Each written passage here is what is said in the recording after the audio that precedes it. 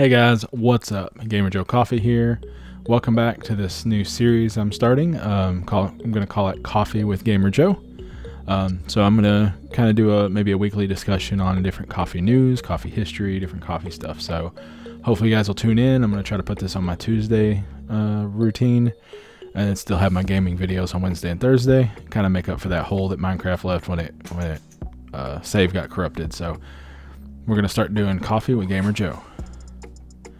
So the first thing I want to discuss with you guys today are some of the top coffee brewing styles that I have found. Some of these I've done myself, some of these I want to start doing. Maybe if I start finding some of these and start buying some of the equipment I need, I might start doing some unboxes and kind of show you guys the different styles. But for now, we're going to go over and discuss them real quick.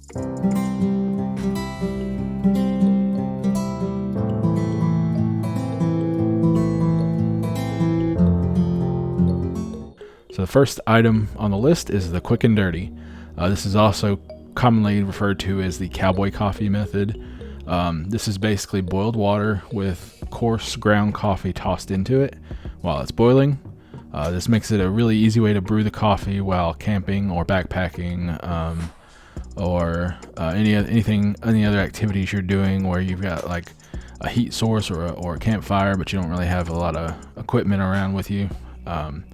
So the grounds themselves can just be tossed straight into the water and boiled over a campfire for a few minutes. This makes a crude brew, but it gets the job done in a convenient manner, although it does sacrifice the quality and precision of the brew. So the next brew is the common man's brew. This is the typical drip or filter method that's mostly commonly used in the US, thanks to the vast number of drip coffee filters and coffee machines in the US. In the past, it's been a filter placed in a brew tray with the coffee beans inside. That's drip brewed over using an automated machine most of the time, and then the coffee drips through the filter into the pot below. Another similar method to this uses a more manual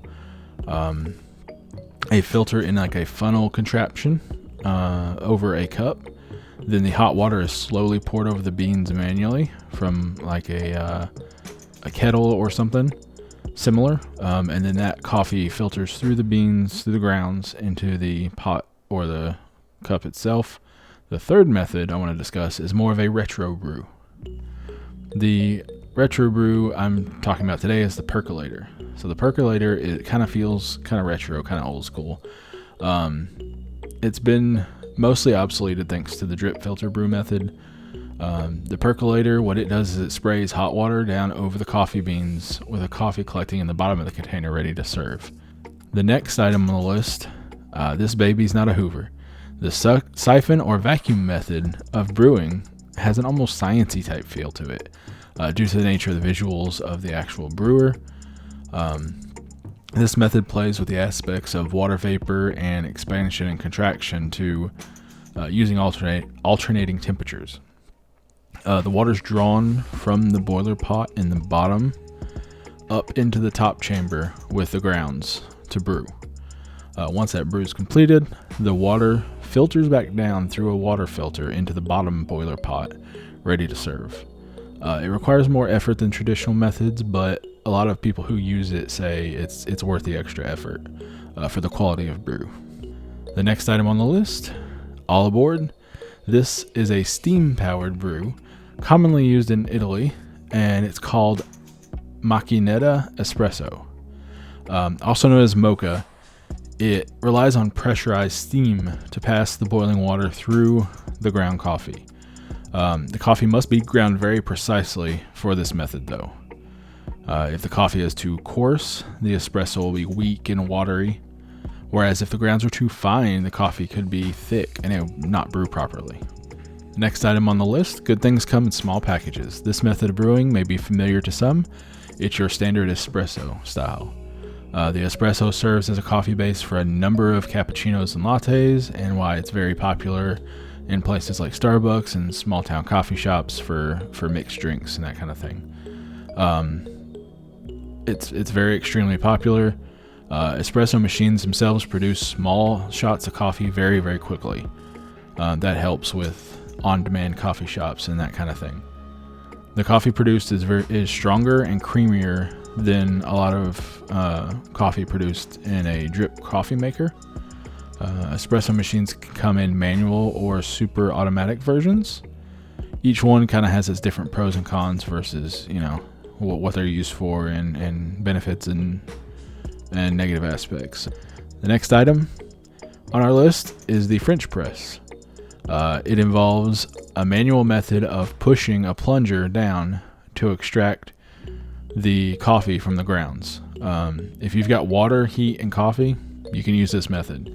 The grounds are immersed in the water, making it a stronger flavor when it brews. The plunger is then used to separate the water from the grounds and leave behind a nice fresh roast.